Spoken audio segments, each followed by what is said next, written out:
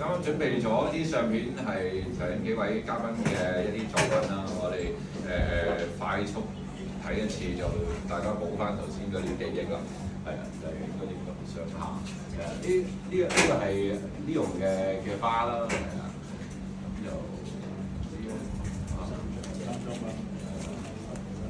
就都幾種色啊！呢個花都冇數到，有冇咗順序去睇咧，或者講識埋啲真嘅，係識埋佢。識晒佢啊！係識晒佢啦，唔緊要，我哋淨係呢班識晒佢，大家方便睇啲係。如果講幾個即係作品嘅特色咧，都好想同大家分享呢個就係搞開可以做到嘅程度啦。咁唐代應該係未好少用瓷嘅，應該都先好即係未超啊。咁但係我哋現代咧就用即係都溫和地都最透光嘅瓷土，再加埋 stain 咧就可以做到呢一個咧係扮嗰啲花嗰啲叫做 veins 啊，嗰啲墨啊。咁我就唔使去挑黑。咁樣就好自然就出到呢一個我覺得咧係頭先講嗰個意境啊，例如話南宋詞人王兒孫佢有一句咧就叫淡彩穿花，或者係雲破月來花龍影呢個咧就真係圖片可以能夠説明嗰個一切，咁變咗就係陶瓷係一個係跨文化嘅媒介，就算外國人即係例如話舊年好開心可以去到威尼斯雙年展分享我呢啲花，佢唔使識中文嘅。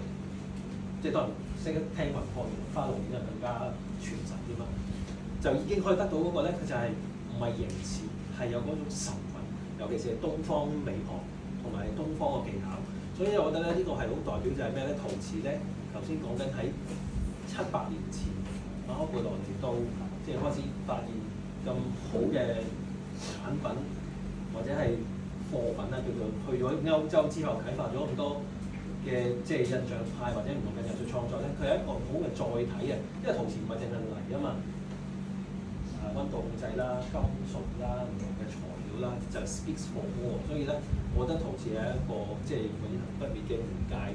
加埋睇埋下一張咧，就更加睇到佢絞胎咧。唐朝叫絞胎啦，或者即係 Neriya 其實就列入咗日本。除咗做呢個杯碗碟之外咧，即係原來可以去到呢個雕塑嘅層次。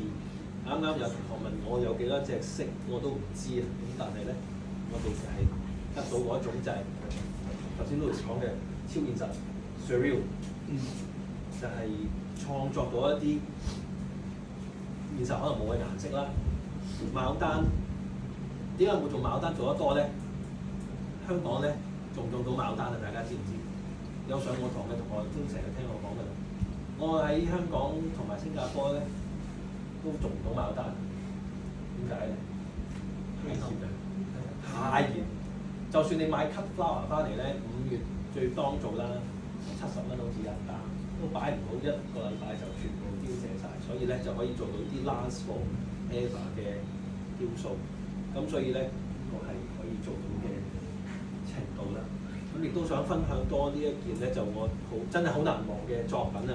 我又要不厭其煩咧，就對比於頭先呢一幅畫。幅畫咧，我睇咗好耐咧，原來唔止係4朵花，有第5朵花喺後邊。你就喺晚 download 翻去睇咧。咁但係呢第5朵花嘅就係見到半朵啫。咁但係陶瓷咧，我就可以將佢360度咁樣做埋出嚟，咁啊做晒嗰5朵。咁如果咧阿北齋仲在生咧，我可以問下佢我有冇計錯數。咁呢個咧就可以即係神交古人同古人有呢個對話。俾多少少大家睇咧，就係呢個瓷啦，葉咧都係底面，都試咗好多次咧，燒嘅時候點樣即係扯開啊？咁呢啲都係陶，咁都係一件燒成，咁係現代係做得到。咁同埋咧，想再分享就係呢個作品點樣俾到大家有嗰個生命力咧？即係作者嗰個生命力，你全神貫注做落去。就有你自己嗰個即係所謂人民精神放住喺裏邊，呢個係好東方嗰個哲學嚟㗎。你做每一件事咧，其實你唔係做嗰件事本身，你係想將你自己嗰個精神面貌放喺裏邊。你就算唔係咁諗，你自然你就會將你嗰個性格放咗落去。我諗我冇聽錯咧，就係話做雕塑人像咧，其實做得最多其實似自己個樣嘅，因為你望塊鏡望得多咧，其實最後都係會做翻自己。咁我做花咧，我覺得易啲嘅，唔會話唔似啊嘛。我覺得唔識講話，我做得唔似佢啊嘛。咁我覺得我做花易啲嘅，冇咁多要求。但係咧有一個 apply 嘅技巧咧，就係、我講係我係做呢個庭園設計，日式庭園咧係我嘅專門。有咩特別咧？佢就望落去你好想日日都去睇，你覺得佢好 interesting。我做個對比啊，之後我最頭先講做對比㗎啦。大家有去過凡爾賽宮嘛？凡爾賽宮出邊嗰啲法式庭園咧係好宏大、好 grand， 但係咧左右係一樣。你去得2-3日咧，你會覺得唔夠 interesting。但係你唔知點解？原來咧就係咩咧？好對稱。你諗下你個相機，你望住凡爾賽宮嗰個，你想象下，你得2個 focus 嘅啫，得左同右。你個大腦咧其實係冇 stimulate 嘅，即係好少，你就開始覺得唔係悶，係唔夠 interesting。但係日式庭園係咩咧？大家有去過 Zen Garden， 有前景、有背景、有無限遠嘅天空，有時有流水，你仲有聽到聲音，你見到有沙，你有好多想像空間，有雀仔聲，有法式庭園好似冇4季咁變化得多嘅，但係你日式庭園又有紅葉又有櫻花，你唔同嘅 stimulation 咧，原來係有一個實效。即係咧，頭先講嗰啲，即係放人文精神內咧就好哲學啦。但係原來 scientifically 咧喺呢幾年去日式庭園嘅 patient 啊，嗰啲咩 patient 咧，即係啲病人係咩病人咧？有 dementia 有退化嘅病人咧，去到咧佢好似醒翻啲喎，佢唔知點解。原來咧就係睇得多呢啲咧左右不對稱 asymmetric beauty。你諗下，我中間將佢劏開，左右並唔係 mirror。咁呢個 focus 咧就唔似話頭先凡爾賽宮得左右，你有無數咁多個 focus， 嗰啲 focus 咧就令到你個腦咧不斷咁 activate， 你會覺得咧日式庭園好得意，佢好想去睇，佢去嗰啲 multi-sensory room 都唔中意咯，淨係出去行日式庭園，但係佢唔知點解。咁我將呢件事咧其實3年前有個 research 咧係做咗係有實效之後咧，我將佢放咗我啲花嗰度，我點樣可以令到佢望落去有趣，點樣俾到生命力？原來 scientifically 咧就係左右不對稱，仲要有遠景、有前景、有唔同嘅風向、有唔同嘅動感、有想像空間。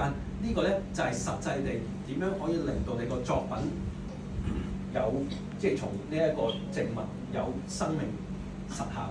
記住呢個就係原來唔係淨係陶瓷。我同幾個珠寶品牌啊，即係 Banksy 同埋 Chanel 佢哋去傾咧。舊年喺雙年展嗰度，因為我哋喺同一個 showroom 嗰度，佢就話：咦，你啲花好似好有動感，點解咧？原來我哋不謀而合咧，佢哋都係中意將風向放落去。佢哋就算做呢一個即係戒指啊、頸鏈啊，任何嘅雕塑咧，原來歐洲人咧喺200年前咧都開始借鏡，就係東方美學，左右不對稱。呢個係令到佢哋再能夠推陳出新，就係互相影響。咁我哋真係好開心，亦都可以好即係而家大家因為大家都做陶㗎嘛，陶瓷就喺幾百年前影響咗歐洲人。我哋而家再將呢件事繼續延續落去，就係喺當中有實效。咁啊，呢個少少我嘅作品同大家分享嗰個創作理念。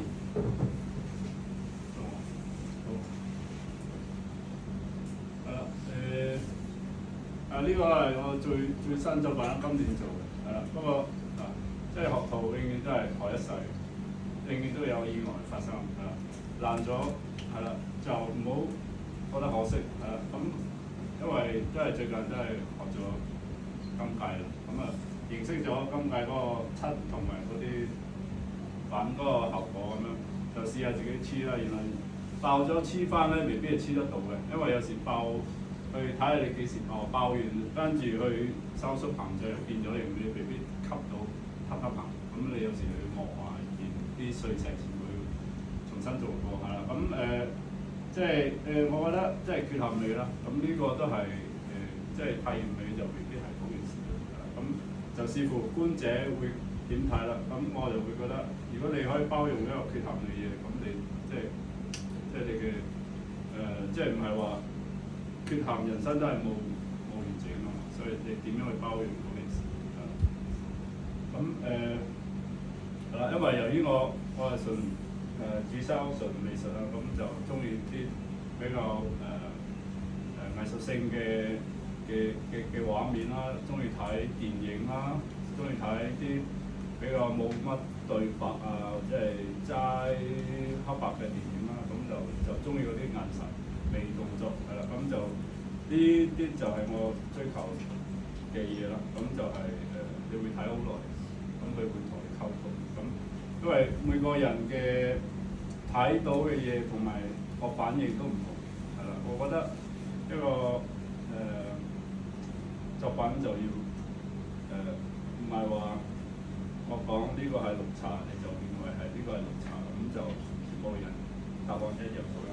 咁就視乎你背景啦，係啦。咁以往我展覽好多次咧，就會有啲人就會覺得哇好驚啊，即係唔敢擺屋企啊，或者屙尿會嚇親咁係啦。或者係有啲人話好靚，有啲人話好恐怖。好陰森，好可愛，乜咩形容詞都有，所以我覺得都係反映你自己嘅心境嘅啫。佢只不過係一個鏡。咁係啦，呢個都係啦，啱啱影嘅，係啦。咁有時我都有玩下啲唔同嘅角度，係啦。咁呢個就會睇到更多係我都中意越嚟越粗嘅嗰個肌理啦。咁我會保留好粗獷嘅嗰個完成度啦，咁呢個就用 terracotta， 咁就會用化妝圖，咁塊面咧就有啲就幾筆，有啲咧就再加上去，跟住再洗色，再磨，咁呢啲都係因為我中意古董，中意舊嘢，咁就留翻個肌理。咁因為我又中意電影，有時我特登咁樣擺有電影感咁樣嗰個構圖，咁係啦，試過嗰個揾呢啲嘢。咁點解我中意做人？因為人係你自己面對，即係你日日都會見嘅，所以我覺得人呢個題材係比較深入啲表達內心世界嘅嘢。所以有時係啦，頭先呢度都話都有幾分似自己嘅，係啦。記得有一次展覽嘅時候，有個小朋友望咗，跟住再望下我，一望我，佢阿媽講話：呢個人好似佢咁樣。係啦，咁難免嘅，係啦，點都會有嘅，係啦。咁我覺得呢啲係都係一個自己投射咯。如果你因為都好得意嘅經驗就係啦，就係譬如咁樣，呢個係人體寫生，咁呢個兩個係根本係唔同嘅 model。同時間相同做嘅作品啦，咁我影相嘅時候有時就會擺埋一齊影，咁好似喺對話，咁好得意地每次一個 model 有700個學生做，個學生做出嚟咧都似翻自己嘅，係啦，好得意地，如果個學生個身材係比較短矮嘅，佢作品就會咁樣，有啲人特別高特別長。個樣都會似翻自己多少嘅，係啦，咁呢啲因為又令我反思，有時都好哲學嘅，因為每個人類似發生一件事，每個人睇嘅角度都唔同，都有自己嘅意見。就等於你睇慣你個鼻係咁，你做嘅時候自然就會話咁先係靚，咁先係啱。其實同個 model 已經係唔同，所以我覺得。學藝術就係類似修行咁樣，你撇除咗你主觀咯，咁撇除幾多就慢慢去。好在係因為雕塑你做咗，你會睇到。你話你修行到70%，點樣我知70%你唔知㗎嘛？所以你透過作品你睇翻自己。所以呢個片係應該點？做咗段片。係咪最後？等我睇先，應該好似係啱啱出嚟。呢個係少少剪片嘅啫，其實都係同一件作品，只不過係幾張相，要拍咁樣，咁入邊嘅相全部都係我自己影嘅，咁就試下唔同角度，跟住剪成好幾秒嘅片。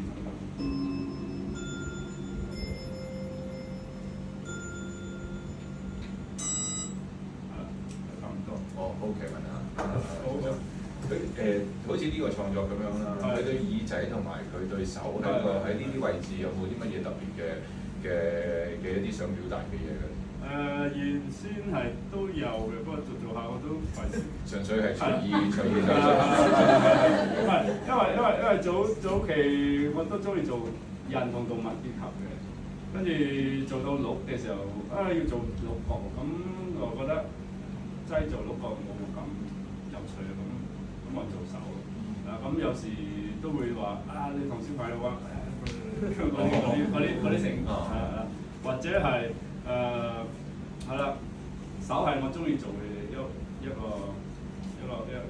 計啦，係啦。如果做雕塑嘅手係好難做，係甚至乎手係難過塊面，因為你塊面你擺啱位，點都唔會錯，因為手變化太大啦，同埋你每一隻手指都要個比例要啱，動作要係啦，所謂傳神啦，或者係你，因為佢有個説話就話手係你第二塊面咁。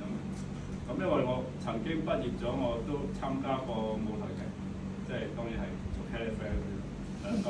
咁咧就訓練咗2年喺馬來西亞，咁就都有上過大舞台做下啲小角色咁樣，咁都有呢啲經驗。咁對我日後影響都好大，因為好多有時都係舞台嘅嗰啲角色嘅嗰個姿態啊、手勢嗰啲都係嘅。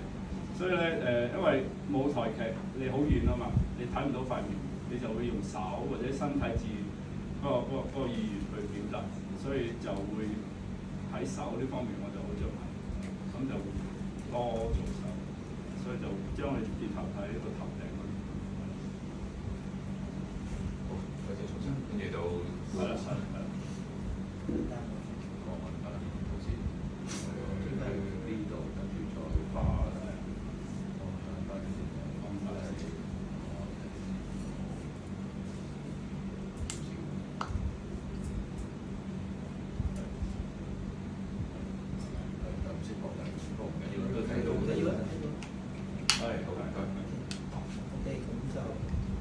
呢個就係我正話提到本來係創作嚟去敦煌做藝術交流啦，咁就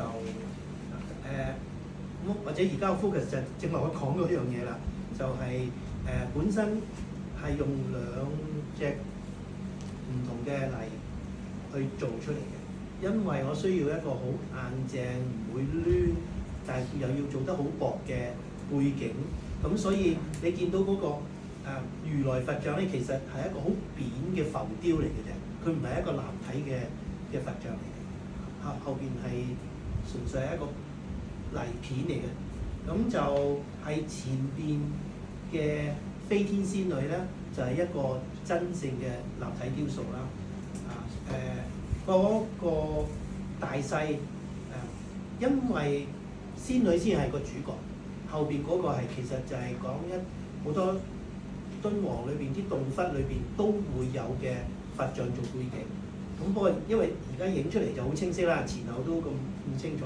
本身嗰個如來佛係比較深啲嘅顏色嘅，冇咁明顯嘅。我希望突出翻個仙女嚟做個主角。咁就zoom in 啦，即係下一張。sorry。喺呢度，咁睇翻仙女啦，就正話我提到就係有一啲少少嘅技巧我需要注意啦，去做翻嗰個 saxophone 嘅，因為佢係2隻手凌空揸住呢個 saxophone，而有一個 saxophone 嘅嘴去到佢個口度去吹，咁望落去就好似好似冇乜特別，但係喺個製作嘅過程之中咧，就難度就幾考心思啦。咁所以就喺做之前，我已經考慮到燒一定係會變形、會歪、會喐嘅。咁所以佢2隻手咁單薄咁揸住嗰個 saxophone 咧，我估計佢一定會變形，一定會喐。嗰個角度咧，可能燒完出嚟咧，佢係成個 saxophone 離開咗個嘴。咁所以咧，我做嘅時間咧就已經考慮到，我會做翻一個好幼嘅活動嘅嘴套咗喺個大 saxophone 裏邊，咁所以佢點樣喐咧？只要佢唔係太我偏離我嘅預測咧，咁佢都會好乖咁樣喺個嘴含住個色風嘅吹嗰、個叫吹管嗰個部分，所以話完美結合啦嚇。咁就成個仙女連埋佢睇翻前咁啊，你會見到成個仙女都係同嗰個背景係融埋一體嘅，但係真正燒製嘅時間咧，我只不過係下邊托住佢嘅啫，係靠油去黐住佢。一個點一個肚位，一個肚位，腳嗰度全部冇黐，腳嗰度冇黐嘅，上面個彩帶都冇黐，係掂住嘅啫。出現嗰時緊唔緊張？唔緊張，唔緊張啊！置之死斷而後生，冇眼睇嗰啲咧，打開佢，咦冇事啊，其實我係眯埋眼嘅。哇，驚佢假！咁做咗幾耐啊？幫你開自己唔睇。冇人肯幫我做呢樣嘢，又係打俾我咪早知一早打俾你。係啊，咁都係一個挑戰啦。咁亦都係算做係即係大步攬過啦，或者講得好聽啲就係成功啦。咁喺嗰個燒製技巧度就 OK 嘅。咁所以即係唯一一個少少遺憾就不能夠飛去敦煌展嘅啫。如果能夠飛去敦煌展就真係好好嘅，因為嗰陣時嗰個交流咧就係話，我哋可以飛去到去展覽，同埋咧佢特別會安排佢哋去一啲未開放嘅洞窟裏面。我哋係想去睇嗰啲未開其實我係放嘅搞件嘢都係想去敦煌睇一啲開放俾人睇嘅。或者入場券㗎嘛。係咯，好玩嘅，即係每一件事每一次咧都係一個新挑戰，即係製作過程啦，咁啊創作都係挑戰啦。即係話我老咯，即係保持住呢個心態做嘅，即係一路喺度創作緊之後。藝術永遠係 keep 住我哋會即係熱情，呢樣嘢係真，因為永遠都係一個新嘅事物啦，或者係令到你一個新嘅思維。生命力係有喺度。係啊，因為每日都有啲新嘅嘢發生，咁我哋就希望將啲新嘅嘢擺入作品裏邊去做一個，都唔係叫表達嘅，希望通過佢同人哋去接觸，同人哋去講故事或者講你自己嘅想法，咁所以呢樣嘢係開心，所以藝術創作永遠都係一件好正嘅嘢。有時會做到一啲好難嘅地方，你梗係會好猛咯。但係當你攬過咗，咦做到出嚟，其實係好開心，即係嗰啲開心嚟。我哋用嗰種開心好 high，但係又講唔到俾人聽。好似我有時我咁多年嚟，有時候我哋研發整啲爐啊，有時整嗰啲嘢，係啊，有少少咁樣嘅感覺。都會嘅。喺個過程之中，你會好猛啊，會好熱啊個人。即係你嗰啲係對個工作或者對你熱愛對你個愛嗰樣嘢嗰種熱情係啊，好直接咁講。可以咁講。但係當你成功咗啦，哇！你係好 high 咯，又唔識講點樣同人分享啊，冇人明白你點解。唔緊要，今日好多人喺度聽你講直播埋添。OK， 50幾萬人聽緊。其實可以做到咁嘅一件作品係好多知識嘅，因為佢有就牽涉化學啦，咁你呢個姿勢咧又關於力學啦，同埋啲美感啦，所以好多唔同嘅元素結合。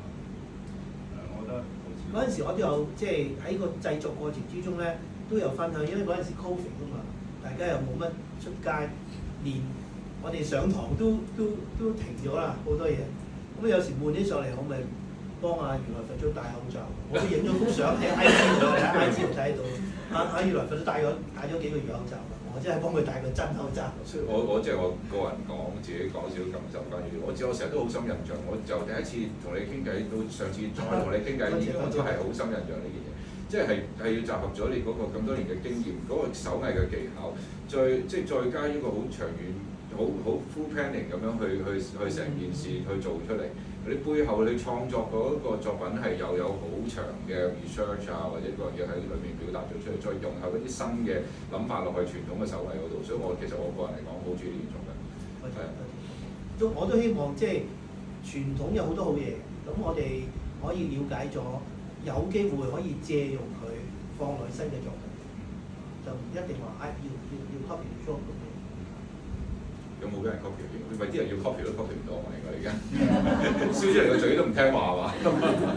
我估計暫時 copy 唔到嘅，永遠都有後來者嘅，即係嗰時啲仲勁。即係但係就係其實就係想 inspire，即係永遠都有新嘅創作。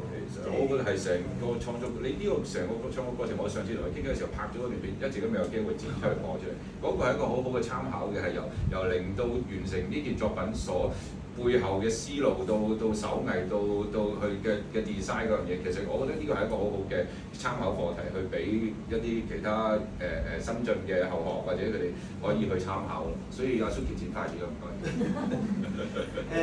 即係其實即係創作係有幾樣嘢啦，開心啦，辛苦嗰啲其實係不足道嘅，開心啦，有時係感動啦，自己感動自己，即係咁都有嘅，即係我都唔知點解。半夜流眼淚。差唔多，即係會哇咁，原來我又做到喎咁樣，咁同埋其實當然啦，即係如果有人或者認同，或者嗰種認同唔係話要中意你嘅作品，而係嗰個創作理念，佢哋都覺得係有一種共鳴嘅，咁呢樣嘢係最開心嘅。咁啊當然即係永遠都係知音友嘅，梗係最好啦。但好多人其實我即係點解好似講少題外話，即係好多時候點解我哋而家開始要做一啲去同大家傾偈，去拍低一啲片嘅一啲嘅同對談咁樣啦，即係點解要做呢樣嘢？好多時候我就係覺得嗰個大家都從事做藝術，雖然我自己就唔係即係啦，咁但係好多時候你哋去做一個展覽，去俾你哋去俾每個藝術家佢創作嗰個作品背後嘅好多嘢，唔係寥寥幾字去寫喺個牆上面嗰100幾個字可以講得到俾人聽嗰一樣嘢。其實真係講唔到，係啊，嗰個 caption 冇乜用。即係都嗰100幾個字講，大家係行過睇，就算你好俾心機睇，睇完你都唔知道你背後其實原來係有一個咁多嘅 story， 你係做咗咁多嘢，諗咗咁多嘢去做呢件事出嚟嘅。即係我哋希望，即係其實好多時候好彩我都同大家識咗一段時間，去拍呢啲嘢就係希望將呢啲背後嘅故事或者創作嘅理念同埋技巧去帶俾大家，係啦。咁就都係我覺得呢個作品好值得大家參考一下。我哋跳一跳，係咪呢度？唔係上面。sorry。好，咁啊，送翻大。呢個就係即係話提到就係都係做敦煌嘅過程之中嘅一啲 research，令到我覺得原來我哋中國好多藝術瑰寶嘅原地方係嗰啲佛像啊、雕塑啊、壁畫啊，都俾人哋清空咯。咁啊，像就因為係石頭啦，就通常都係鑿咗個頭走嘅。但係如果係彩塑即係泥塑咧，就成個搬走。咁我都好想同大家 share。如果中國嘅雕塑其實有一組雕塑咧，係好值得大家去再欣賞嘅。就你去 Google 咧，就係遼代三彩羅漢像。咁係遼代 life size 嘅三彩，即係3隻顏色嘅有啦嘅羅漢像。咁佢原身只有16個，而家得翻13個喺世界各地。中國好似初係冇嘅，後尾唔知邊個送翻買咗送翻。羅漢係咪即係18個羅漢？ 10個羅漢啫。佢呢度有冇得 WiFi 問題？是但睇一個你，因為我點解會提咧？因為佢嗰個雕塑藝術嘅造詣咧，係真係型掛畫，絕對唔係一個即係見到一個木佛像咁樣樣。可以 search 下試下 search 下遼代三彩羅漢像。好犀利，好犀利！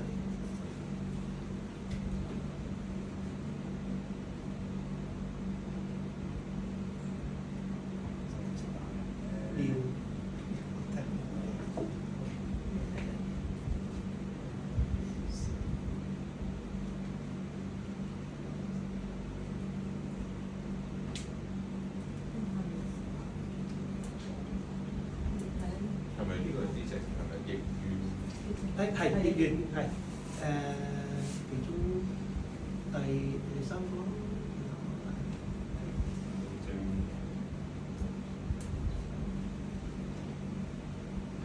係完全好似一個真嘅真人造化咗，但係佢係好大個人咁大個，係陶瓷嚟㗎喎， 1:1，正好犀利。即係如果佢蘇文仲緊要，佢初俾人發現，跟住有個外國嘅，即係好似嗰啲 Indiana Jones咁啦嚇，就飛去嗰度都俾人搶晒咯。後尾就經一個中國嘅嗰啲專係賣古董出口嘅人揾到，然之後做啲賣俾世界各地嘅國民。佢每一個都唔同樣嘅，每一個都係好真實嘅面貌，好仔細嘅一啲，係活生生嘅一個人才嚟。你有見過實物嘅？你係見唔見當時？我冇去到，係咯。嗰次我喺紐約想去波士頓嗰邊，因為某啲嘢就冇去到，好想去睇，實在太真啦。你是但睇多一個我都會試得到，可唔可以試一個？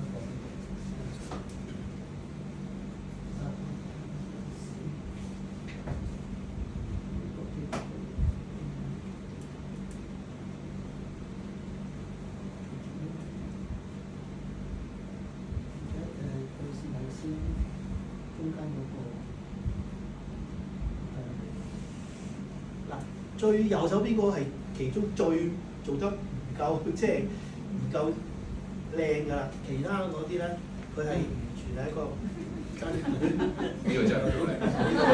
呢個又係正係唔緊要，即係大家翻去可以去搜尋一下，實在非常之震撼，因為成件陶瓷咁大，亦都燒得咁即係完美嘅。個釉又靚啦，嗰陣時嗰個三彩釉咧係非常靚嘅。喺遼代佢係唐三彩之後，遼金兩朝嘅三彩係好靚，佢係仲係高溫好多。唐三彩咧係低溫釉嚟嘅，1000度鬆啲嘅啫，所以佢係原釉咯，裏邊原嗰個成分好高，所以流得好勁。但係呢啲咧係高溫嘅釉嚟，所以係好難。嗰個綠色綠得好靚，燒黃得好靚。但係最緊要就係佢嗰個造像。咁陶瓷就係呢一樣嘢啦。咁但係如果 share 一下就係、人物雕塑咧，中國有另外一組雕塑係值得你哋有時間去睇嘅，就係喺山西唔同嘅地方嘅彩塑。彩塑嘅意思咧就係泥塑嚟嘅，無燒嘅，喺佢哋唔同嘅寺廟裏邊嘅用泥塑造出嚟嘅雕像係非常之活生生。我哋 OK。得啦，好多謝你哋三位對呢個繼續講解同分享。即係我嗰個係啦，即係呢一個講翻嚟呢度。係啦，呢個就係講翻，即係 recap 翻我做呢個嘅理念咧，就係當我發覺，哇！中國好多地方嘅寶貴嘅雕塑係被盜晒，就係冇晒頭嘅。咁所以當時嘅創作咧，就係覺得，唉，如果呢個像有生命嘅，某一天佢醒翻，會點咧？咁一定係會好驚訝，發覺自己冇咗個頭咯。咁所以呢個創作嘅 title 就係我的頭咧，或者 Where's my head？ 即係佢一醒咗，我個頭咧就隻手會周圍畫啦，去揾我個頭喺邊啊咁樣樣。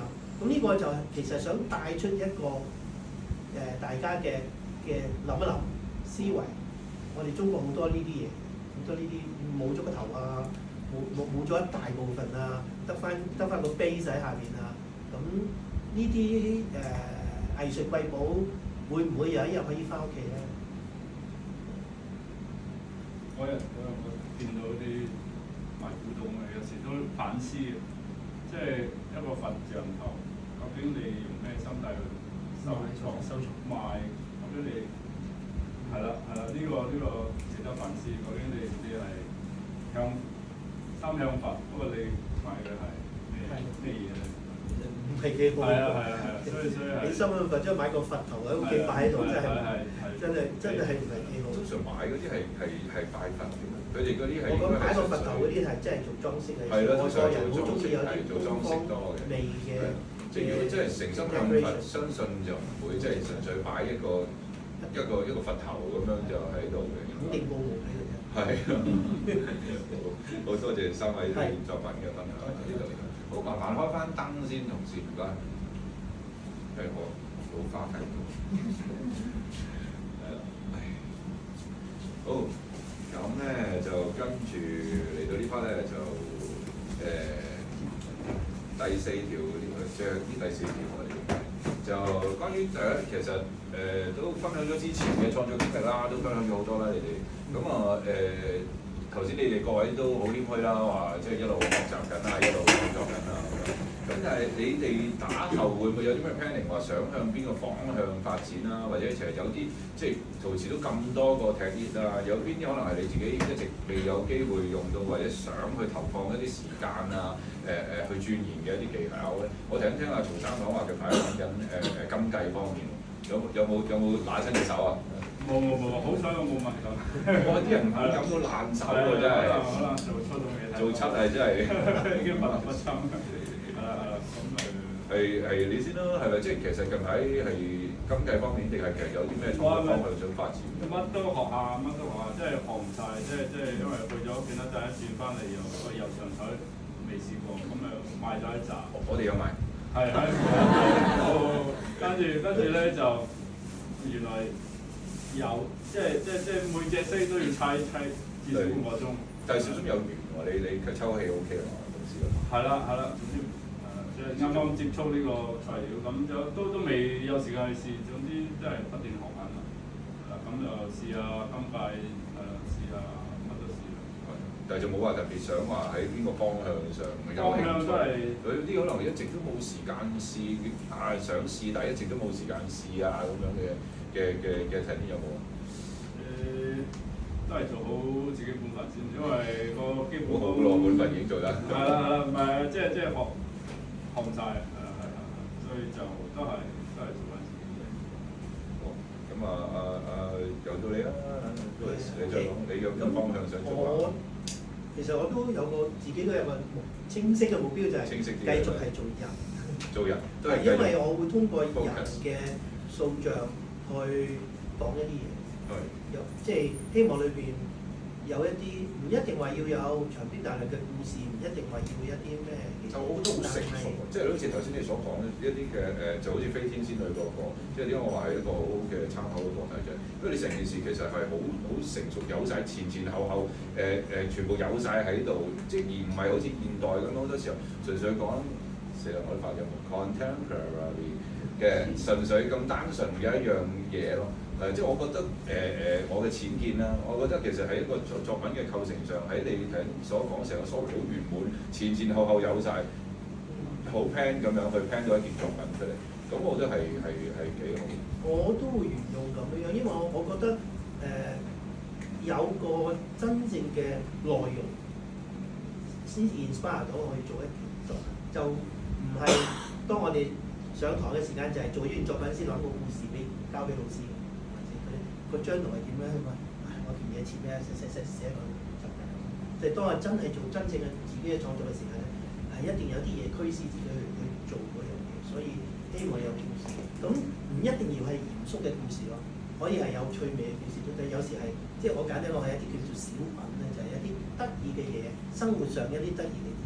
所以生活趣味都係其中一啲係容易俾我哋做創作嘅題材。即係令我諗起阿胡正李偉涵佢嘅公共藝術方面嗰個取向有啲類似係咁，係嗰啲好簡單，但係又好日常生活化嘅一啲嘢，係即係兩樣都有，即係簡單嘅日常生活嘅，或者突然間諗到一啲都幾得意喎，咁我又嘗試嚴肅少少去做創作咁樣，即係所以我都係繼續係。素材上啊，嗰啲都係即係同藝都係人像向。人係主要咯，因為我覺得人先至多嘢諗，同埋人同人之間嗰個溝通係會好可以。感會比較重。係啦，可以啟發好多嘢。呢度咧，呢度都我係想搭嘴繼續。隨便，或者係即係你將即係人像就一路都做緊，即係大家做緊。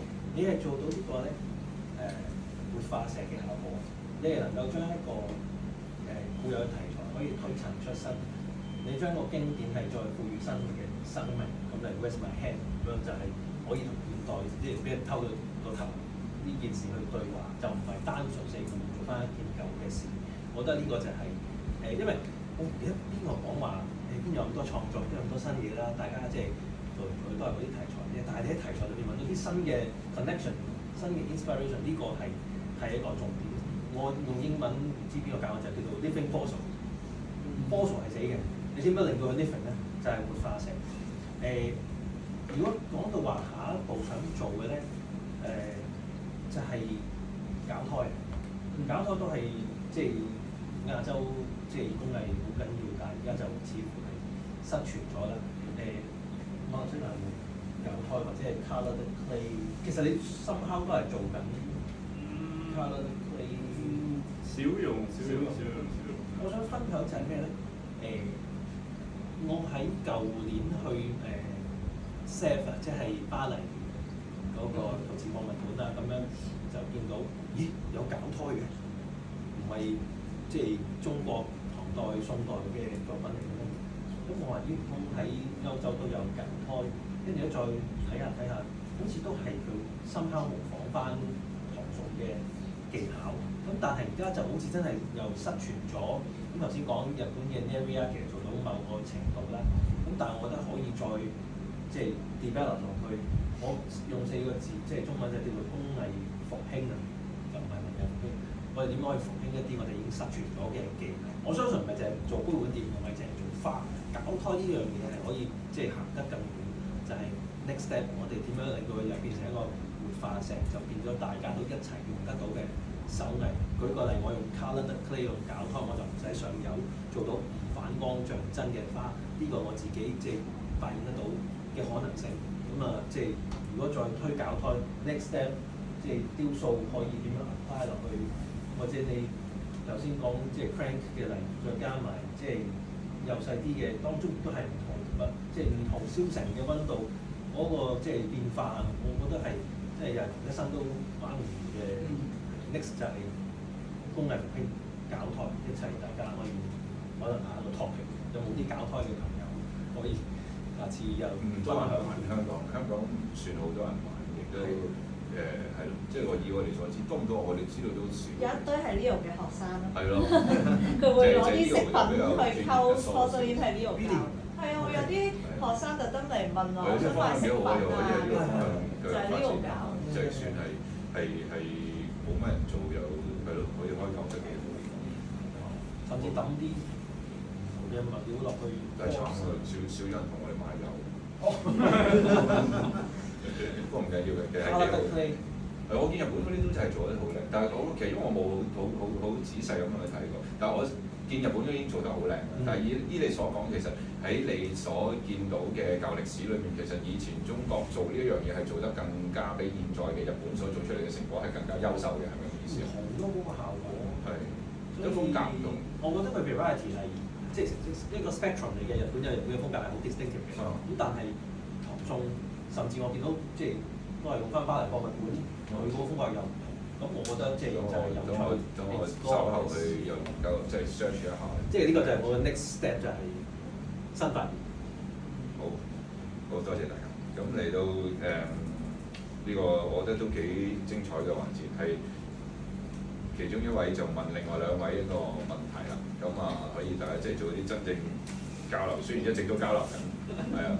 咁啊呢度先啦。頭先講到咧，我同 Louis 咧就叫做係同係咪？都係啊，可以咁樣理解。係啊係。因為我師傅係何大軍啦，咁何大軍嘅爸爸就係何炳聰，何炳聰就係 Louis 嘅即係點先年代會暴露年紀。我講我先，我係2010嗰個 decade 去跟何大軍做嘅，咁就咁我回憶翻喺同何大軍去學嘢嘅時候，即係都係攞一派嘅師傅啦，咁唔會話真係好有系統，唔係話佢冇系統。咁但係咧，我哋好即係我睇住佢做，我側邊望，即係自己去吸收嗰種方法，即係比較係傳統式嘅教學。想問何永聰當時點樣嘅？我遇到我老師咧，就係一個好特別嘅情況嘅。咁啊，長話短説就係、未做陶瓷之前咧，我就中意做雕刻嘅。咁啊，雕咩咧？冇人教，因為真係以前係好難揾到老師。咁我又中意立體嘅嘢，因為之前我畫畫啦、國畫啊、山水啊咁啊，乜都掂下啦。咁但係我希望係 3D 嘅東西咁啊，立體。咁唯一我可以喺當年會接觸到咧，就係、有時經過一啲即係中國國服公司啦，佢上邊嘅一個工藝部咧，就有好多唔同嘅雕刻雕塑咁樣樣。咁啊，木雕啊、石雕啊、玉石嘅雕刻啊咁。咁呢啲係我哋見到好工藝嘅，好工藝嘅，一定係花鳥蟲魚啊呢啲咁嘅東西，但係都係靚嘅。即係喺嗰個年代咧，我覺得哇好勁喎，點樣做咧咁要揾咧？當然我之前都提過就我係中意西方嘅人像雕塑啦，因為嗰啲又係因為活生生嘅感覺啦，有靈魂嘅感覺啦，咁我係中意嗰啲。咁但係香港冇人會教嗰啲嘅，咁所以咧我就最初就去揾雕刻，就只能夠揾到玉石雕刻可以有人教。咁所以咧我有一段時間咧就學過玉石雕刻，唔同嘅玉石或者係半寶石啦，咁都係用一個咩嘅身份咧？唔會真係拜師都冇人睬你嘅，就走去啲嗰啲小型工廠仔，就走去做學徒，就話俾你聽，哎呀我讀唔成書啊，我嚟做學徒啦咁。我話好啦，做啦，200蚊個月，2個禮拜出一次糧，唔知朝幾多晚幾多啦，包一餐食咁你做啦咁啊，即係做餐死嗰隻咧。咁但係咧喺我個角度，我係學嘢啊，越做得死咪越好咯，即係學晒佢所有嘢。所以我真係半年內咧，我由開石至到點樣完成一件嘢包裝，我都全部學晒。然之後咧就叫走一個師兄就去我屋企自己咧去雕呢啲玉石，咁啊雕一啲嗰啲叫裝飾嘅花件咯。嗰陣時係咁樣玩法。咁嗰個雕刻啊，咁但係嗰啲唔講字啦，就係咁點解又走咗去陶瓷咧？咁玉石雕刻咧突然間有段時間咧，就嗰個熱度就降低咗啦。咁發覺雕咗出嚟靚，人哋覺得靚，但係唔買喎，因為佢哋唔興啦嘛咁樣。咁所以我就唔玩咯咁樣。咁就想去做其他嘢。但係嗰陣時咧就冇乜其他嘢做，咁我就走咗去打工先啦。但係喺個打工嘅時間咧，有一天我爸爸走咗去買咗一件陶瓷嘅石灣公仔翻嚟，就話俾佢聽：阿仔，我買咗件正嘢，好正，哇幾正咧咁，佢好靚啦咁。我一睇，我一啲都唔覺得靚咯。咁但係佢話俾你聽，呢件嘢賣500幾蚊喎，哇！嗰陣時嘅500幾蚊啊，好多年前啊。幾錢還咗面啊？至少咧嗰陣時我一個月嘅人工就係500幾蚊咯。咁佢就將我買咗件咁嘅石灣公仔咁鬼核突，我而家都係咁講嘅，都係嗰句，我有幅相嘅，唔靚嘅。咁我爸爸我就話俾我爸爸：喂，唔好玩啦，你又要我出去做嘢，我將個人工俾你買咗件公仔嚟我嚟玩喎，真係心裏邊係覺得真係唔係幾好玩。咁就仲有講唔好嘥錢啦。佢話好靚喎呢件嘢，我話一啲都唔靚，佢話唔靚你做啊，就係呢句説話啫。咁我就去揾陶泥，就自己揾到就做咗一件所謂即係石灣公仔嗰陣時興嘅一啲叫佛像羅漢咁樣，做一件東西，做咗出嚟咧，我爸爸就覺得唔敢鬧我啦，佢覺得又真係似 OK 喎，咁但係泥乾咗就會爛啦，咁點啊？唔識嘅喎，咁係咪要燒咧？咁就係因為咁咧，就開始去揾老師。咁周圍尋訪就有人話我聽，有位何老師咧係石灣陶瓷嘅專家，佢應該喺紅磡一間夜校裏邊教陶藝嘅咁樣。咁啊，其實同紅磡有一間叫聖象職業學校，好似而家仲有嘅聖象，不過佢教嘅嘢唔同啦。咁喺嗰度教。我尋訪到佢咧，佢話我喺度教啦。原來咧何老師咧本身嘅正職係一位國學老師，佢嘅中文國學好淵博嘅，好犀利。只不過佢亦都係因為係石灣人，佢又好愛陶藝，所以咧佢喺佢嘅年青嘅時間咧，將所有石灣陶瓷嘅嘢咧，佢記錄低自己去做，自己去食。咁所以佢有時間就去教，但係佢後面太忙啦，佢就冇教啦。我揾到佢時間冇教，咁但係我揾到佢咁問佢，我想學喎，咁佢就都好好咧，就係話，佢話你有冇作品啊？你俾我睇下你啲作品啦。我話得一件㗎，試做嘅啫，我都唔識點樣去燒嘅。咁我俾佢睇，咁我睇咗之後佢話好啦，我教你啦。但係你要嚟我屋企喎，咁所以我就係嗰陣時咧，每個禮拜日就去何老師屋企。去 one to one 去教我咯，但係嗰種 one to one 你唔好諗住係真係捉住你手教，唔係㗎。咁當然啦，即係佢唔係冇心機，只不過係覺得你要自己去嘗試咯。所以佢話咗俾我聽，應該點差嚟點樣做，你自己搞啦。咁就喺佢佢租一啲唐樓嘅一啲地方嘅廳，用咗一張台咁就喺度差嚟啦咁樣就學。咁但係其實陶藝嘅知識咧，喺嗰陣時咧，我老師就係咁樣教俾我。不過咧好得意就係，佢又唔教我雕塑。佢話雕塑我唔教你，你自己搞。我淨係教你陶泥嘅知識。咁包括做完之後，我覺得咁啊試下用翻石灣嘅油去燒啦咁樣。咁就介紹咗去屯門，即係當年叫青山啦。嗰度嗰個龍窯，嗰位窯主就梁先生，即係而家有供應陶藝嘅一位梁生嘅爸爸，係啦。咁嗰陣時，因為龍窯係專係燒生活陶瓷嘅，即係沙煲罌罉啦、燈盞啦、水喉管啦、尿壺啦，知唔知咩尿壺咧？即係嗰啲就係佢哋生產嗰樣嘢。所以我哋係藝術陶瓷咧，其實佢哋係冇做呢一樣嘢，亦都冇人去做呢一樣嘢。香港當年有做藝術陶瓷嘅，即係石灣嘅藝術陶瓷，但係嗰啲老師或者嗰啲前輩咧，都係自己整一個窯仔喺自己喺新界嘅一啲地方，比較租金平啦，一個小地方，佢自己做個窯嚟燒。但係喺個龍窯度燒咧，就好彩咧，當年我係其中一個可以一直用個龍窯，由73年用玩到去78年。唔係78年82年，即係9年間，我嘅作品都喺龍窯度燒製出嚟，有好有唔好，因為佢哋唔係專係為我哋設，佢哋都係燒日用品，咁啊擺佢一個位度，燒到就你好彩，燒唔到係應該。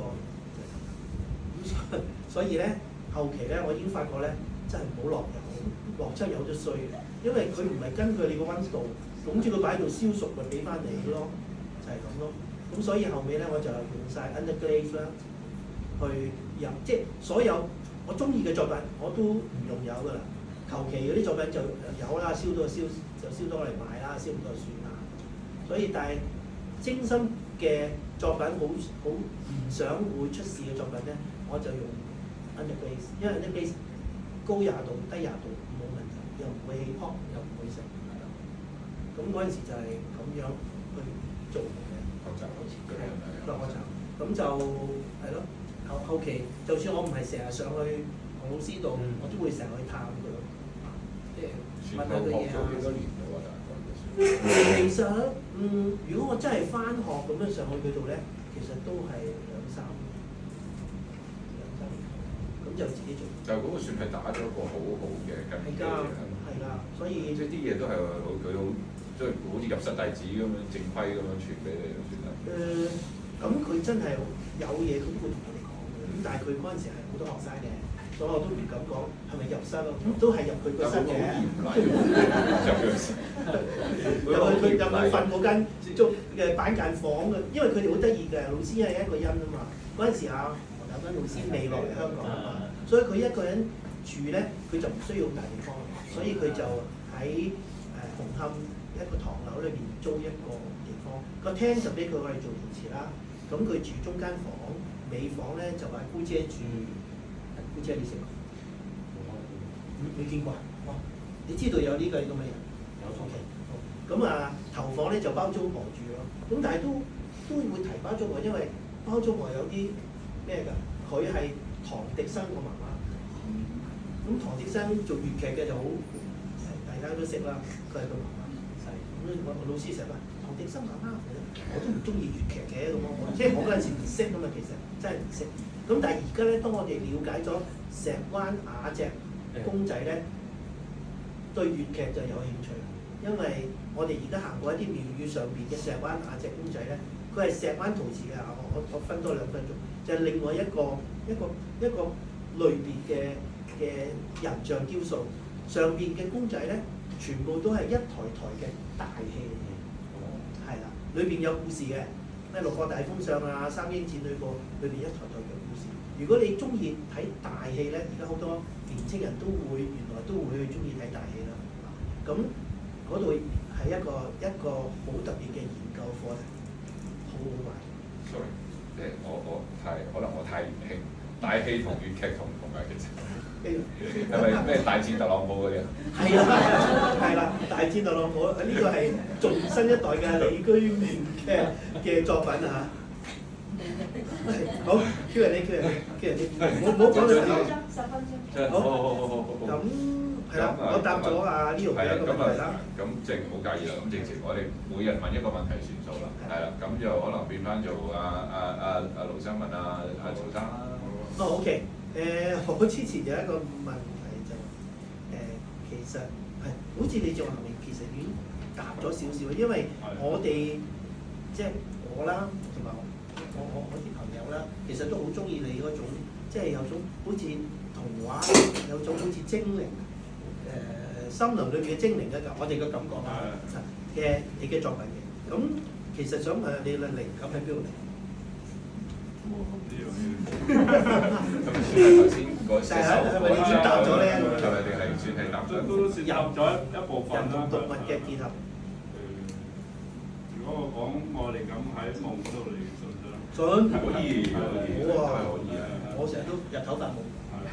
但係經常性嘅一個夢境啦，定係其實某次夢到？夢到經常性嘅。成日係有隻手喺度報夢俾你。喂，手未必係夢嘅，即係有時係即係我會望到個樣，不過當然做嘅時候就唔會話可能好快就唔記得。不過邊做邊諗嘅，個創作方式就邊做邊諗。做到一半嘅時候，你會同個泥傾偈嘅。如果你對泥好熟悉嘅話，你會俾啲嘢你去帶你行到某啲位，你覺得夠。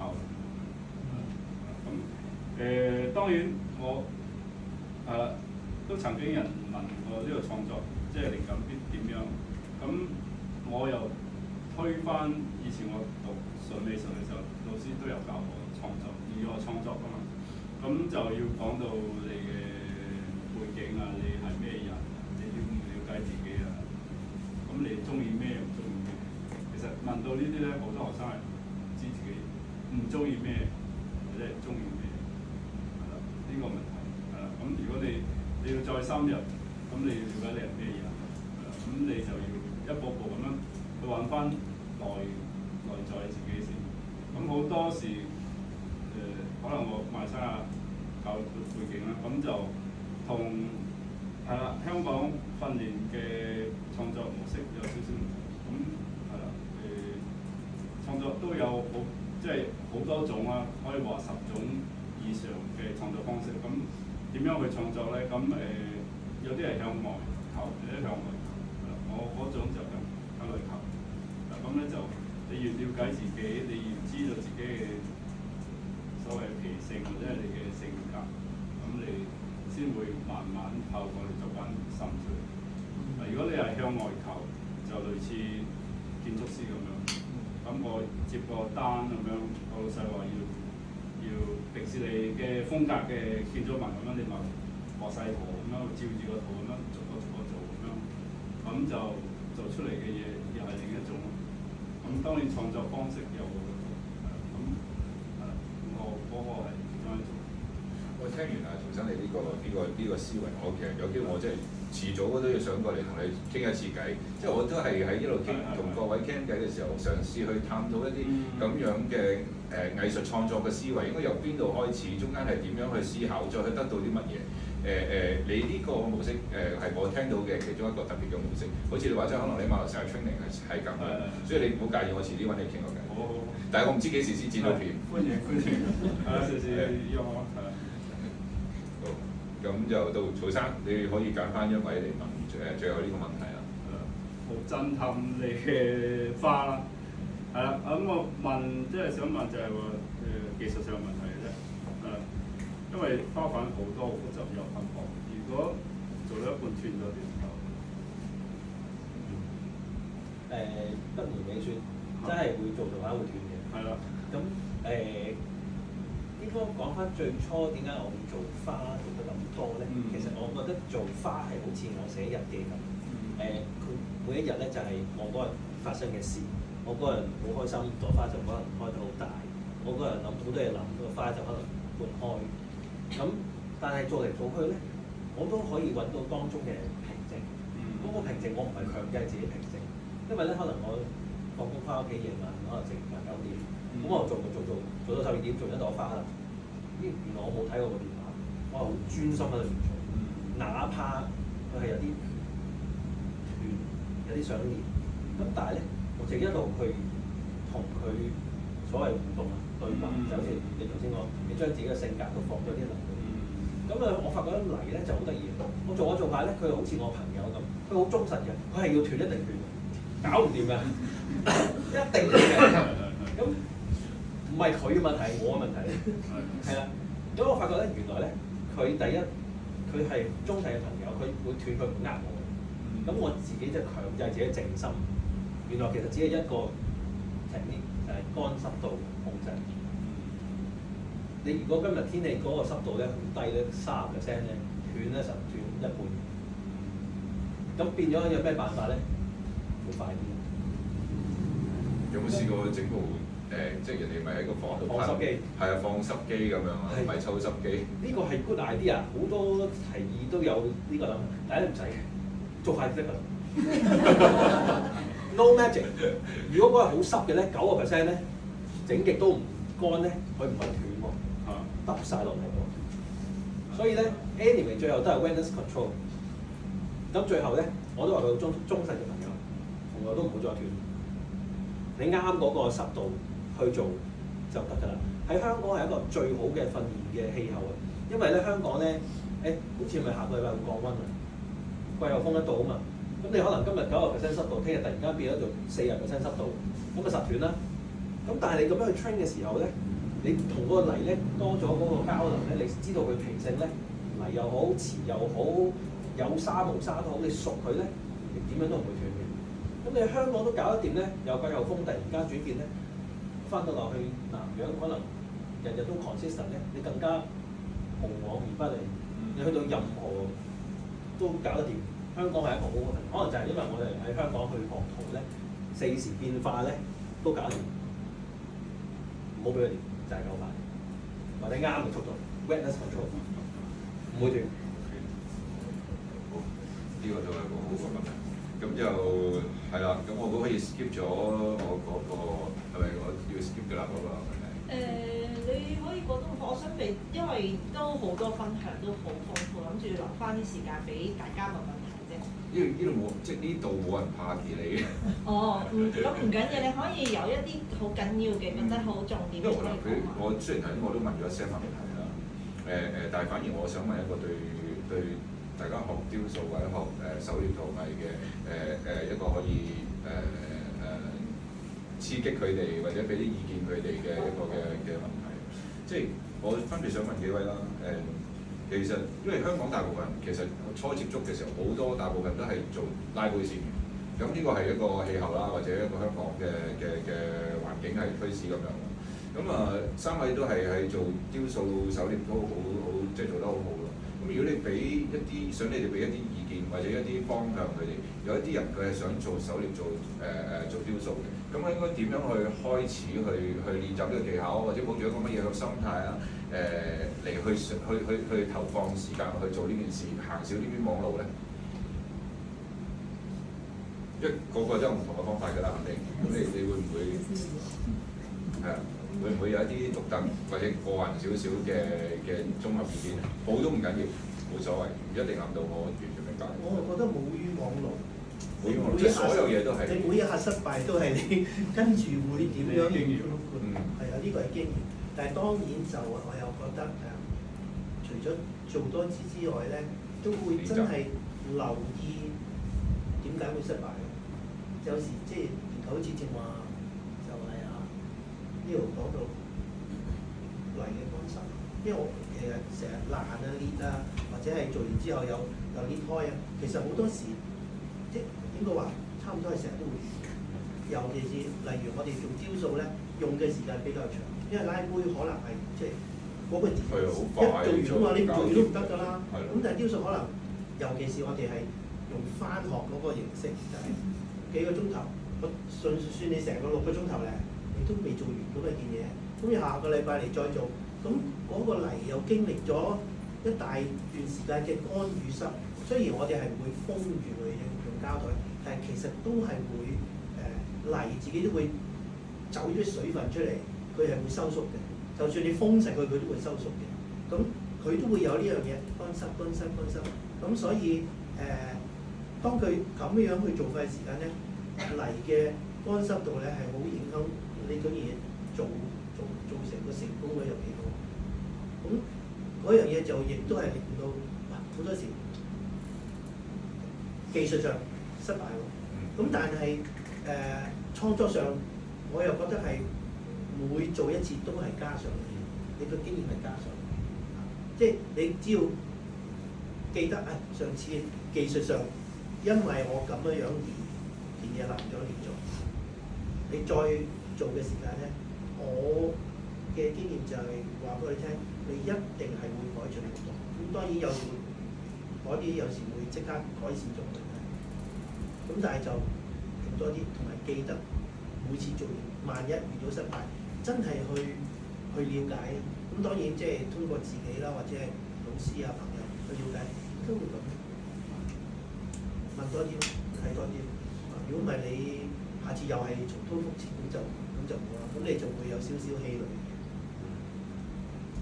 即係話真係泥係最好嘅朋友，佢唔呃你。你俾咗愛心佢咧，佢一定會。我突然間覺得你好似大智慧。邊個大智慧？足球小將，足球係你最好嘅朋友。呢度或者如果如果話想初學或者係應該我用翻個 terms 係咩咧？藝術治療，我覺得陶藝咧就係好好嘅治療方法。你如果做一樣嘢你係成功嘅咧，你要自己有好開心嘅即係得着。咁所以咧第一件事咧就係話 sense of achievement， 做你想做嗰樣嘢先，最好一次過做咗出嚟。咁啊唔好挑戰啲太難嘅先啦。咁你可能每次只係可能我用3個鐘做一件嘢，做得到，咁你有信心咯，咪繼續做落去咯。咁呢個係一路累積落去嘅 sense of achievement 呢樣嘢越高，係啦，即係俾自己挑戰係好嘅，不過簡單啲做到，哪怕只係少少，做到一樣嘢先，你就有信心喺度。呢個係初學者，我覺得係都幾係有幫助。一步登天，即係逐步嚟，慢慢踏上去咁樣。sense of achievement。做生都差唔多啊！即係冇急咯，因為香港又已經急啊，做得快。好相對嘅啫，做陶藝同香港嘅生活節奏係好相對嘅。係啊，所以因為佢唔係話你拉杯即係易學，即係你學到啦。咁問題係你精唔精先係啦。咁陶瓷係另一個故仔，佢唔係單向嘅，佢係360度。咁有時好多都係畫人。咁問題佢就係睇到正面睇唔到側面，咁佢呢個位咧就會起角㗎，就係一張 lego 咁樣，即係做咗個轉接位。咁呢啲全部都係我覺得係觀察力咯，即係你基本上你睇得到或者睇唔到，點解我睇到你睇唔到？咁呢個時間就會發覺呢度係咪咁？係喎咁樣，即係開眼咁樣，開你睇3眼，咁就會越嚟越多，跟住係啦，所以基本功係要時間，就唔好急，係啦，其實係耐性。係啦，如果你中意呢一個雕塑，你係學一世，唔係學話3兩個月學到。尤其是如果我係啊，陶生，我哋都係做人像多啲嘅話咧，好容易就係同學生講就係，你日日其實都見到好多人㗎嘛，所以最好咧就係你坐公共交通工具嘅時間咧，冇嘢做㗎嘛，望下人咯，即係唔好望到俾人打得㗎啦咁樣，即係其實係你會跟住你做到嗰樣嘢先發啊，原來係咁喎。平時我哋日日都對住人嘅，原來啲耳仔係咁嘅喎，個鼻係咁喎，眼係咁。平時我哋係唔覺嘅，當你做到啦，你就會睇得仔細，就發覺點解做嘅都唔好似生少少。咁跟住我會建議佢哋，你喺街度喺平時就試下留意下人哋呢一度係個耳仔係點咧，鼻係點咧。咁當佢試過，佢有個 model 喺前面俾佢睇咧，佢就會吸收得快。即係 observation 係好緊要。平時係唔覺嘅，我哋睇人嘅生活圈子裏邊，其實日日都見到人㗎啦。但係點解原來唔同嘅咧？當你做到 practice，然之後你就再印證、再諗想，咁就好好玩。你會見到原來係咁，即係手咁就腳點解隻手？我哋平時做手一定係一片切開咁樣唔啱咯。我哋嘅手指係向中心找㗎嘛，個 angle 每一隻手指嘅 angle， 所以做隻手唔係就咁揾塊片嘅切開呢條界幾隻手，咁就自然咯。咁但係原來其實我哋隻手喺我哋自己嘅身上邊啊，點解唔自己睇下咧？咁就呢啲部分總算完結，即係好多謝3位嘅問題。咁我由於催促嘅緣故咧，我哋而家係要進入 Q&A 嘅環節啦。咁就不如每位嘉賓就俾人問一條問題啦，定係隨便有冇人想問問題啊？好，已經有一位好熱烈嘅現場觀眾。請問你想問邊位咧，先生？其實我係一個陶瓷嘅行外人，係，因為我女女中意開始學陶瓷，係，咁又睇到一個分享會，我就帶佢入嚟。好，多謝你。睇下一啲咁好嘅作品嘅一啲製作嘅方向或者經驗，跟住我就一個行外人嘅睇法就係睇到一啲黃生同埋龍生嘅作品係好震撼，嗰種難度係好高，但係就我又睇到曹生嗰啲作品咧，尤其難嗰個作品咧，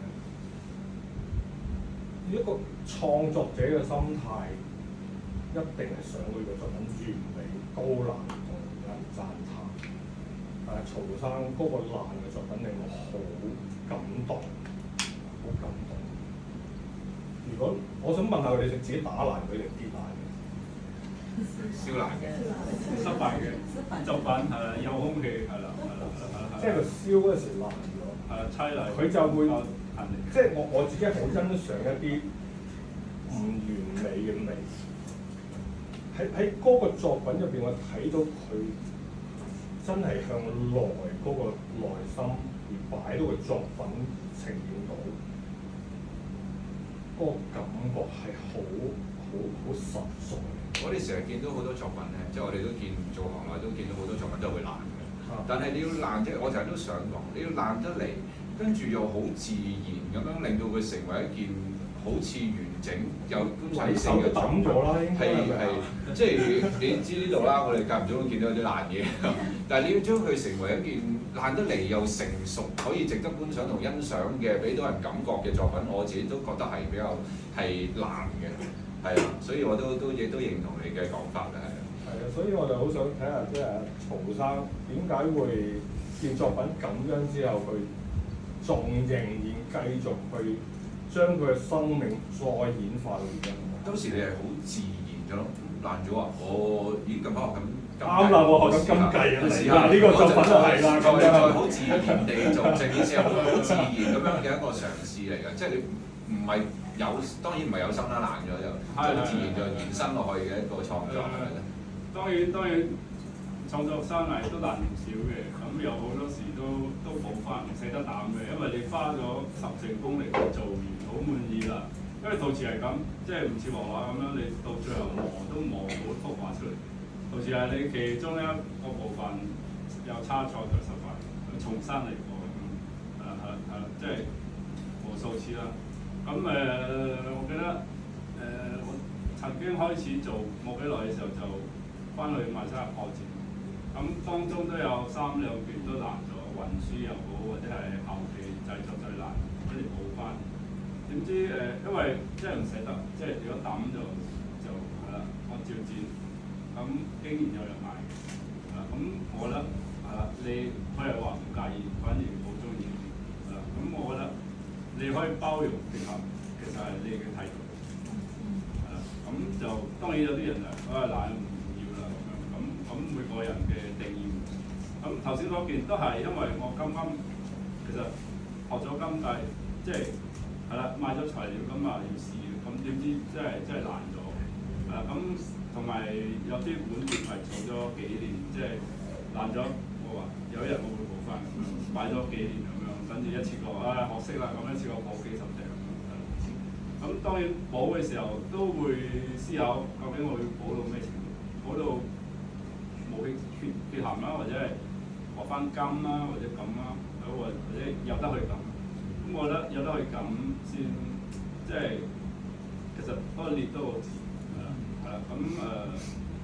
我係創翻嚟俾你睇咯，我勇敢俾你睇，咁都係一個態度咯，即係我願意俾你睇，而唔係我要即係遮塊面，都係一個態度。我覺得你好尊重自己，即係嗰個作品你有擺個心機落去，就算佢難咗，其實你好尊重自己嘅作品，尊重你自己嘅創作過程，所以你其實你係好珍惜佢，係會繼續將佢嘅生命繼續延續落去嘅感覺。就因為有一張係我淨係影一邊，冇爛嗰邊，咁我覺得你淨係睇嗰邊就夠啦。如果你可以睇埋另外一邊，你可以接受到去中無影咁樣，都係一種。其實人本身有缺陷嘅，有缺陷嘅咧就咁啦，係啦。咁好多謝呢位先生，多謝杜生。跟住下一位有冇邊位有問題？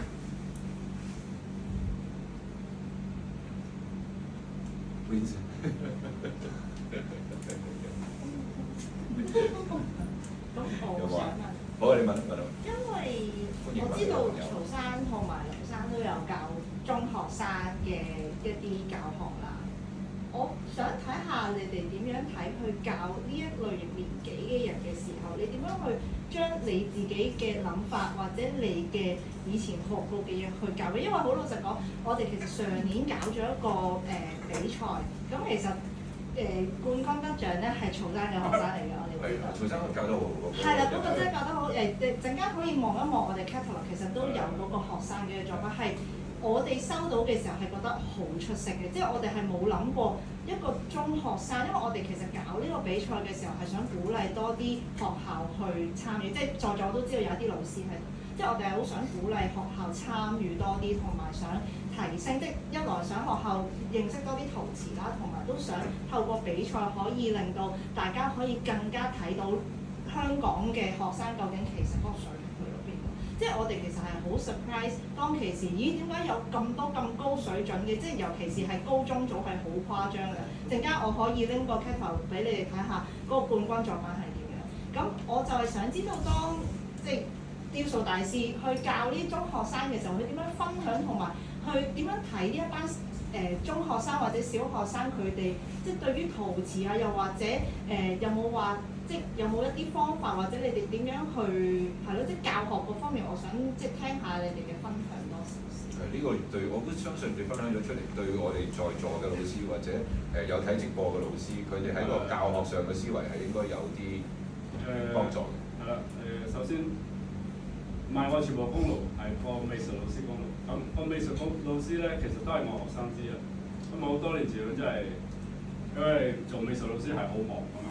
咁就抄啲時間，每個星期都嚟上堂，咁學咗大半年咁樣，跟住就上翻去教，點知都係教唔掂，不如請曹生你幫手啦，去學校教啦，咁我就樂意嘅，咁都唔單止去中學，其他小學、中學都有嘅。咁佢就比較好有心機，咁即係我教完我走啦，佢就因為佢都識咗基本嘢嘛，咁就去同學生講應該咁。跟住我嚟到嘅時候就示範俾佢睇，呢個可以咁做啲咁樣，或者係高難度嘅嘢可以咁解決啊，或者嗰啲比較難度嘅咁咪互補咯。咁佢平時佢都做係啦。咁關鍵咧就係、我覺得係因為間學校喺深水埗 Band 3嘅，咁咧你知Band 3學生咁可能家庭背景又複雜啲咯，複雜啲啦，咁講少少就係話老豆黑社會啦，男朋友坐監啦，單親啦，放工要做麥當勞啦，種啦，真係講唔晒㗎啦。咁咧就我第一日入去就係話，我會都會自我介紹俾佢哋睇下我啲作品，佢哋都好中意，咁就話如果你哋唔中意讀書，如果識做一樣嘢好專咧，都係揾到食嘅。跟住佢哋晏就幫我，即係當年我都係咁，我都係唔係中意讀書，即係讀書唔成咁，得個手藝咁樣就都揾到食。咁就開始就培養佢哋，咁就叫佢哋有咩諗法就盡量畫出嚟。咁因為中學生中學生就天馬行空啊嘛，咁佢哋平時都畫咗好多嘢，咁點樣去變為立體咧？呢個係有難度。咁就叫佢哋做啲草稿啊，或者係諗法啊，或者係做啲小 model 先，因為你未做過咧，你一下做大件咧，你遇到好多問題，所以你做咗細 model 就係按比例放大，咁就用泥板、手捏咁樣做層，咁樣疊上去，咁都係嗰個乾濕度問題啦，因為個就係啦，頭先就講到好似力學咁樣，即係你起個大建築物好複雜嘅城堡咁樣，你主力係咩嘢？跟住個裝飾係咩嘢？個支撐係咩？咁樣乾濕度就會慢慢一步步咁樣上去，咁就最後就上色，咁就當然都有啲學生會爆嘅，咁就係效果，咁不斷 keep 住呢個方式 on off，咁就差唔多8個星期就完成。咁攞獎嗰個學生咧就我覺得係點着咗佢把火咯，咁佢就自己放學就 keep 住，咁我再翻去嘅時候再提點佢，佢呢件之前嗰件都係爆嘅，所以佢就再 keep 住再做佢，所以佢好有毅力咁樣 keep 住做。唔單止呢個攞獎，其實佢學校佢係第一 batch 都攞過全港都係冠軍，有幾個都，因為我覺得入學校都係推廣陶瓷嘅重要嘅地方，因為今時今日學校美術科就好少去實幹，其實好困難，即係我哋接觸好多學校，即係我閒閒地我哋都識300-500間學校。其實我哋都好佩服嗰啲仲教緊喺視藝仲教緊陶藝嘅老師嘅，因為本身嚟講喺香港嘅學制要去教呢一樣嘢，即係啲學生稍為，就算啲學生聽學，其實都已經好難教。即係你學校嘅配套設備，再加上個時數好短，你好似你話即係個泥嘅處理嗰陣，其實本身老師喺嗰個教大出嚟或者成佢哋出嚟都學得唔全面嗰件事，係啊。咁所以佢哋到喺學校，佢仲肯拎起呢一樣嘢嚟搞一樣咁麻煩嘅嘢，係咁喺度教，所以我覺得係咁樣。因為個老師要額外時間入路出路，嗰啲係冇啲㗎。即係你本身你已經做好多行政嘢，瞓都唔夠時間瞓啦，一早翻學又成仲肯做，所以我就好佩服嗰啲老師。所以功勞都係嗰個老師嘅都唔係嘅，咁但係始終，所以喺嗰個層面上，佢哋係幫咗個陶藝嘅發展係幫咗好多，係好多謝佢哋嘅。咁當然你哋入去再幫手教咗就係都好乜嘢，因為其實佢哋始終唔係專做陶瓷啊嘛，佢去到某啲位置佢都唔能夠夠再去 build up 嘅。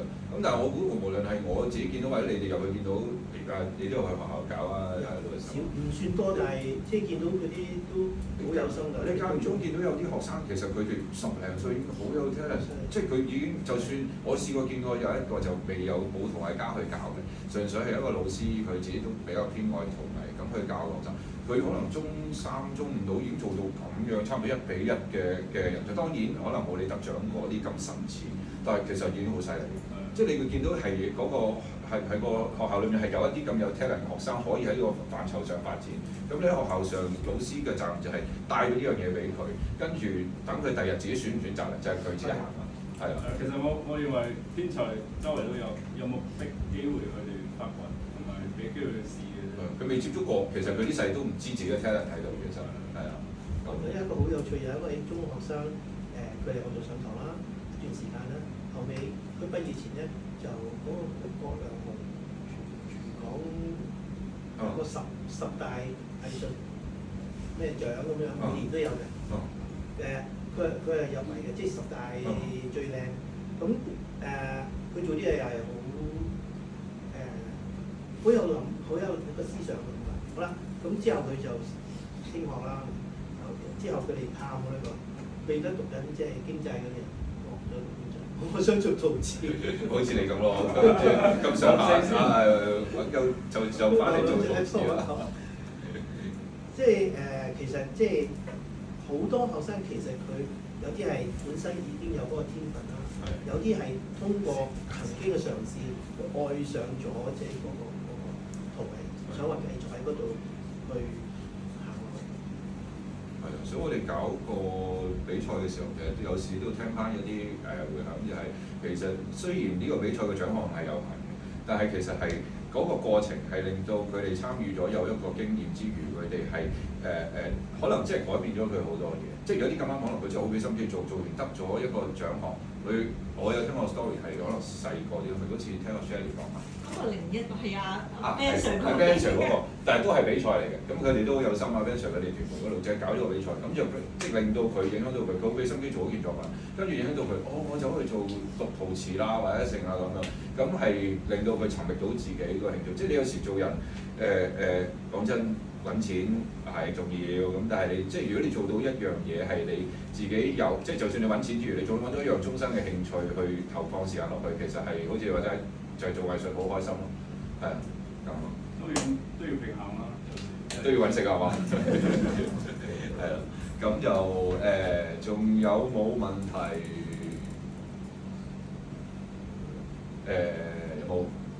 冇就我揀咪得㗎啦，我成日都想問。其實有冇話你哋3位啦？我當就咁抽出嚟啦，即係好似喺呢度咁啦。你主要就做，即係你本身你專業係做園藝方面㗎啦。咁啊，你中意做你個園藝方面多啲，定係你中意做陶瓷多啲？有冇得比較？定係其實都係好行咁，兩樣都係咁中意做嘅。翻啱提過嘅，樂在其中，兩樣都係咁嘅在。所以我其實我即係好快咁頭先撈就諗，你其實你翻工翻1至5㗎嘛。都係要朝9晚6啊，朝9晚5咁樣啦，都係辛苦。你睇你都幾攰，我哋都拋半價嘅。即係跟住我間唔中去你屋企直落啊，知道你特登有個幫專係做花做成㗎咁啊。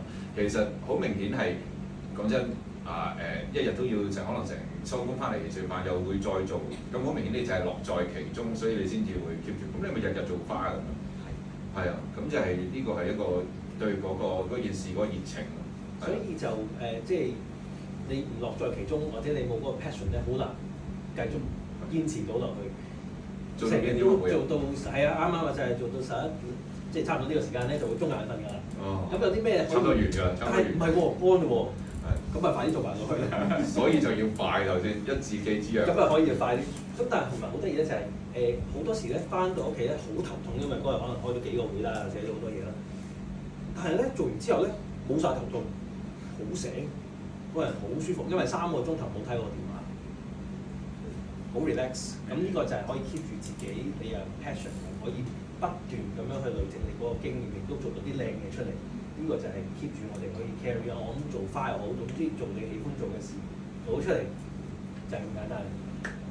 太好啦！我就問完啦呢個問題。好，咁咁如果大家冇問題咧，咁我就結尾啦。咁咧照稿讀就係、今晚嘅分享會咧就圓滿結束啦。咁本人咧謹代表協會咧就真係，呢個真係衷心感謝3位，我覺得係真係好熱鬧，好中意同大家傾偈。其實我個結尾就好長嘅，咁同我哋度過咗一個愉快嘅晚上啦，又有意義嘅晚上啦。咁多謝每位現場參與同埋睇呢直播嘅觀眾朋友啦。希望嚟緊我哋好快又可以見面啦。最後就提各位咧，咁我哋呢度有一個嘅募捐嘅箱，就係俾協會可以做，因為我哋協會咧其實係一個非牟利團體嚟嘅。咁我哋係註冊咗，咁就如果大家即係隨緣樂善啦咁多小牧區，咁或者中意買下貼紙啊，揾個姚神都係保佑下都 OK 嘅，係啦，咁就唔捐都冇所謂嘅，咁希望可以支持我哋嘅籌辦活動啦，係啊，咁多謝大家。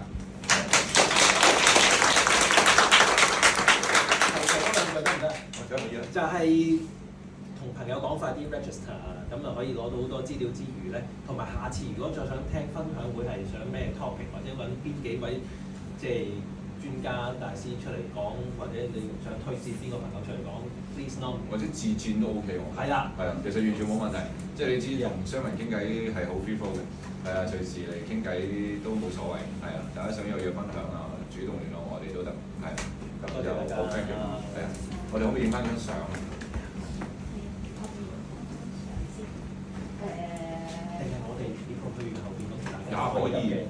也可以，咁我哋大家唔使喐，我哋係啊，反而翻去做 background 幾個。大家交通聽下。不如大家吉利啲係嘛？吉利啲係嘛？